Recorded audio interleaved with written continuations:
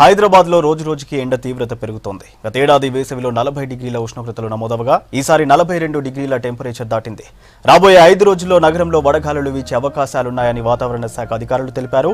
అలాగే ఉష్ణోగ్రతలు మరింత పెరిగే ఛాన్స్ ఉందన్నారు. ఎండ ఎక్కువగా ఉన్న సమయంలో బయటకు రాకపోవడమే బెటర్ అంటున్నారు డాక్టర్స్. సిటీలో సమ్మర్ ఎఫెక్ట్ పై మరింత సమాచారం హరిత అందిస్తారు. రాష్ట్రంలో ఎండలు మండిపోతున్నాయి. బానుడి బగబగలకు జనం అల్లాడిపోతున్నారనేసి చెప్పొచ్చు. ప్రస్తుతం మనం బేగంపేట దగ్గర ఉన్నాం. బేగంపేట దగ్గర అత్యంత రద్దీ ప్రాంతం అని చెప్పొచ్చు హైదరాబాద్ మొత్తానికి చూసుకుంటే. కానీ ఇప్పుడు మనం చూసుకోవచ్చు, ఉదయం నుంచే ఉక్కపోత, ఇంట్లో 7 గంటల నుంచే ఉక్కపోత స్టార్ట్ అవుతుంది. ఇక మధ్యాహ్నానికి మాత్రం ఎండలు మరింత పెరుగుతున్నాయి. ఇక వాతావరణ శాఖ అధికారులు కూడా నిన్నటి వరకు ఏదైతే ఉష్ణోగ్రతలు ఉన్నాయో అవి ఈ రోజు నుంచి 2 నుంచి 3 డిగ్రీల ఉష్ణోగ్రతలు పెరుగుతాయనేసి చెప్పారు. ఈరోజు మనం చూసుకోవచ్చు, వడగాలుల అలర్ట్స్ని కూడా అందించింది వాతావరణ శాఖ.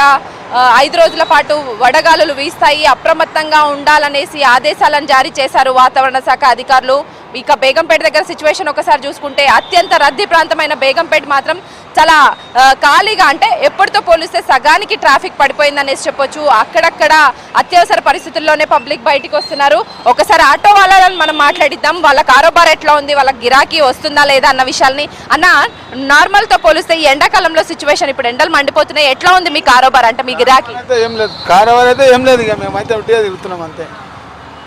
అప్పట్లో ఎట్లా సంపాదిస్తుంటే ఎండాకాలం వచ్చిన తర్వాత ఎంత బిజినెస్ పడిపోయింది మీది? బిజినెస్ మొత్తం పడిపోయింది ఎండాకాలం.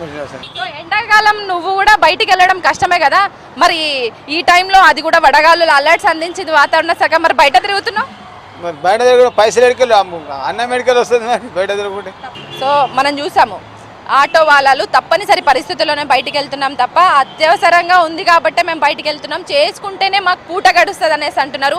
ఎండను సైతం లెక్క చేయకుండా వాళ్ళ వృత్తి రీత్యా వాళ్ళు బయటికి వెళ్తున్నామని అంటున్నారు. కొంతమంది పబ్లిక్ని మనం మాట్లాడిద్దాం. ఎండలు ఎట్లున్నాయి అంటావు? ఒకప్పుడు నువ్వు చిన్నప్పుడు కావచ్చు, లేదంటే నువ్వు చదువుకునేటప్పుడు కంటే ఇప్పుడు ఎండలు ఎట్లా పెరిగినాయి అంటున్నావు? చాలా పెరిగినాయి. అప్పుడు తక్కువ, ఇప్పుడు చాలా ఎక్కువైనాయి ఎండలు. ఏమన్నా లిక్విడ్స్ ఏమన్నా తీసుకుంటున్నావు? వాటర్ బాటిల్ ఏమన్నా ఉందా ఎంబడి? మా దగ్గర ఏం లేవు, బాటిల్స్ ఏం లేవు. మరి ఎట్లా ఈ ఎండకి ఎట్లా తట్టుకుంటున్నావు? మరి తట్టుకోవాలి, ఎట్లాంటి దొరికి తాగాలి వాటర్. సో మనం ఉష్ణోగ్రతలు చూసుకోవచ్చు, 41 డిగ్రీలకు రాష్ట్రంలో ఎక్కడా తగ్గనంటున్నాయి. 45 డిగ్రీల వరకు కూడా ఉష్ణోగ్రతలు నమోదవుతున్నాయి. అత్యంతంగా రామగుండంలో 45 డిగ్రీలకు ఉష్ణోగ్రతలు చేరాయి. ఇక రానున్న రోజుల్లో కూడా మే లాస్ట్ ఎండింగ్కి వచ్చేసరికి కూడా ఈ 45 డిగ్రీలు ఉన్న ఉష్ణోగ్రతలు ఇంకా 2 నుంచి 3 డిగ్రీలు పెరగొచ్చు అనేసి కూడా అధికారులు ఇప్పటికే వాళ్ళ అంచనాలు ఉన్నాయి. మనం ఇక్కడ కొంతమంది మళ్ళీ పబ్లిక్ని కూడా మాట్లాడిద్దాం. ఇంతటి ఎండలో బయటికి అత్యవసర పరిస్థితుల్లోనే వెళ్తున్నారా, లేదంటే పనుల నిమిత్తమే బయటికి వెళ్తున్నారా అనేసి ఒకసారి మాట్లాడిద్దాం. తమ్ముడు, ఎక్కడికి వెళ్తున్నావు? ఎక్కడి నుంచి? బంజారాల్స్. ఏ పని మీద బయటకు వచ్చినావు? ఎండలు చాలా విపరీతంగా దంచి కొడుతున్నాయి కదా, ఎందుకు వెళ్ళినావు? ఆఫీస్కి వెళ్తాను. పొద్దున ఏ టైం నుంచి ఇంట్లో వేడి స్టార్ట్ అవుతుంది? బయటకు వచ్చినప్పుడు ఈ ఎండల నుంచి తట్టుకోవడానికి ఏమైనా ప్రికాషన్స్ తీసుకుంటున్నావా? నిమ్మకాయ జ్యూస్ తీసుకుంటున్నాం. మార్నింగ్ 8 నుంచి స్టార్ట్ అవుతుంది ఫుల్ ఎండ. 8 నుంచి రాత్రి సాయంత్రం 5 వరకు స్టార్ట్ అవుతుంది. ఫుల్ ఎండలు ఉన్నాయి. అంటే అత్యవసర పరిస్థితుల్లోనే ఇప్పటివరకు మనం మాట్లాడించిన పబ్లిక్ అందరూ కూడా అత్యవసర పరిస్థితులు ఉంటేనే బయటికి వెళ్తున్నామనేసి చెప్తున్నారు. మరికొంతమంది పబ్లిక్ ఉన్నారు, వాళ్ళని కూడా మనం మాట్లాడించే ప్రయత్నం చేద్దాం. అన్న, నువ్వు చెప్పు, ఎక్కడి నుంచి ఎక్కడికి వెళ్తున్నావు? ఎట్లా ఉన్నాయి ఎండలు? అప్పటితో పోలిస్తే ఇప్పుడు పెరిగాయంటారా ఏంటి? పెరిగాయండి. ఎండలు అయితే మామూలుగా ఇయర్లీ పెరుగుతూనే ఉన్నాయి. నేను జేఎన్టీ నుంచి మణికొండ వెళ్తున్నాను. 1 అవర్ నుంచి వెయిట్ చేస్తున్నాను ఇక్కడ. కాకపోతే ఎండలు మాత్రం తీవ్రత బాగానే ఉంది ప్రభావం. దానికి జనాలు కూడా ఆల్టర్నేట్గా ఏంటంటే మార్నింగ్ కానీ ఈవినింగ్ కానీ ఎండ తీవ్రత తగ్గిన తర్వాతనే పనులు చేసుకోవడం జరుగుతుంది. మ్యాండేటరీగా తప్పని పరిస్థితి, ఇప్పుడు కంపల్సరీ ఇప్పుడు చేసుకోవాలనుకునే పనులు మాత్రమే చేసుకుంటున్నారు. ఎందుకంటే వాళ్ళకి ఇప్పుడు తప్పని పరిస్థితి, వేరే వాళ్ళు ఆల్టర్నేట్గా సొల్యూషన్ లేదు కాబట్టి ఇప్పుడు ఆల్టర్నేట్గా మ్యాండేటరీగా ఇప్పుడు చేయాలి అని అనుకుంటే మాత్రం ఇప్పుడు వెళ్తున్నారు.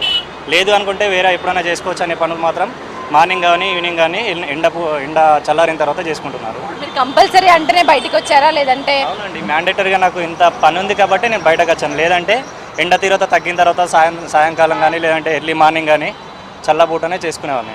అంటే ఇంత ఎండలు ఉన్నప్పుడు, అట్లాగే వడగాలుల అలర్ట్స్ని అందించినప్పుడు గవర్నమెంట్ ఎలాంటి ప్రికాషన్స్ బయట జనాల కోసం తీసుకుంటే బాగుంటుందన్న మీ ఒపీనియన్? ప్రికాషన్స్ అంటే మనము మన సెల్ఫ్గా తీసుకోవాలి. అండ్ గవర్నమెంట్ ఆల్టర్నేట్గా ఇక్కడ మెయిన్లీ ఏంటంటే, ఇక్కడ హైదరాబాద్ సిటీలో కొన్ని ఏరియాలో మెయిన్లీ సెంటర్లో ఏసీ బస్ స్టాప్స్ ఏర్పాటు చేసింది కదా మేడం.